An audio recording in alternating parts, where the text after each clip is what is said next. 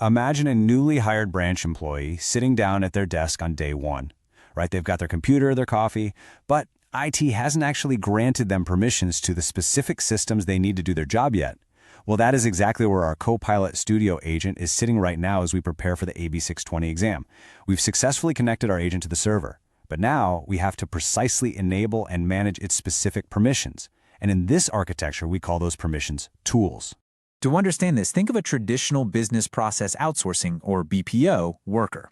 They basically use two things: static instruction manuals that they just read for context, and an active computer portal they use to make real changes to customer accounts. In Copilot Studio, an MCP server provides exactly both of those things. The static manuals, those are called resources. They're just data files or records the agent can look at, but it can't call them independently. The active computer portal, on the other hand, represents our tools. These are the active functions the agent actually invokes to get things done. As a maker, you'll see these distinct categories listed neatly in the Tools tab and the Resources tab, but keep this in your back pocket for the exam. The configurations you see here are completely read-only. Okay, let's dive into this. When you first connect an MCP server in Copilot Studio, by default, it automatically gives your agent immediate access to absolutely everything on that server. So for our Woodgrove Bank scenario, connecting the Woodgrove core server means our agent suddenly, out of nowhere, has access to all 12 of the tools published there. It's literally like giving that brand new bank teller the master keys to the vault, the CEO's office, and the server room on their very first day. It's just a recipe for disaster. And on the AB 620 exam, you absolutely need to recognize that this default scenario immediately creates our first major technical challenge.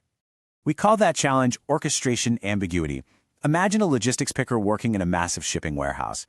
If you ask them to grab a specific item, but they're staring at 50 identical boxes instead of just the 4 they actually need, well, they're much more likely to grab the wrong one, right? The exact same logic applies to your agent's orchestrator. If it has to try and choose the best tool from a massive pool of 12 when it really only ever needs 4, the decision space is simply too wide.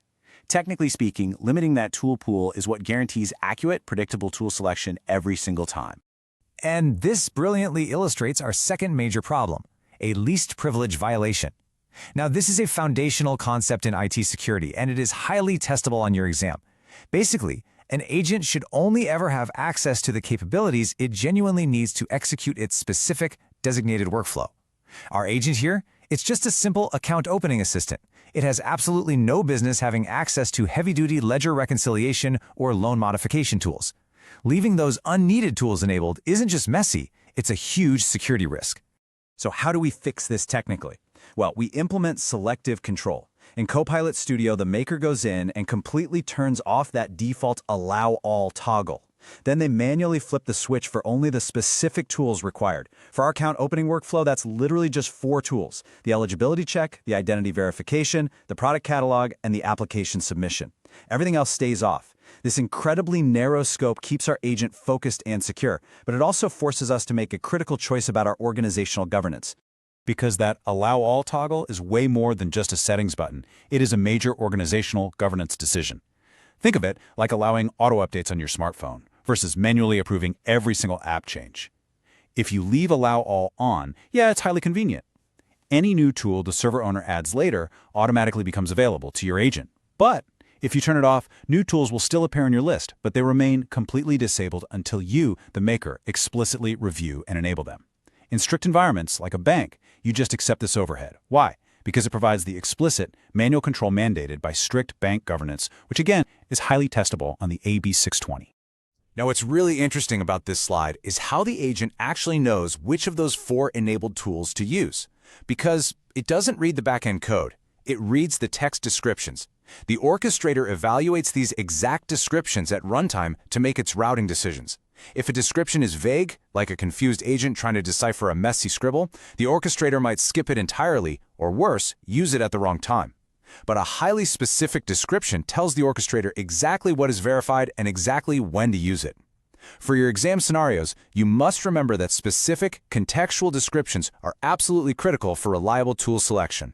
But what happens if you spot one of those vague descriptions while you're configuring your agent? Pro tip for the exam here. This is a very common trap on the test, so pay close attention. You cannot edit these descriptions inside Copilot Studio. Think of it like a printed shipping label on a package that's already been mailed. You can't just cross it out and rewrite it. The tool catalog interface here is entirely read-only. If a description is insufficient, your only remediation path is to step outside of Copilot Studio and collaborate directly with the MCP server owner to update it on the server side. This is precisely why evaluating description quality is a mandatory part of your initial readiness assessment before testing even begins.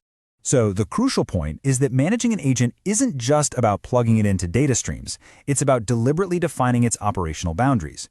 You are constantly balancing the pure convenience of automation against the strict, uncompromising requirements of IT governance. As you prepare to deploy your own agents or tackle these specific scenarios on the exam, ask yourself this. Given your own organization's governance posture, which approach would you honestly recommend for that allow all toggle?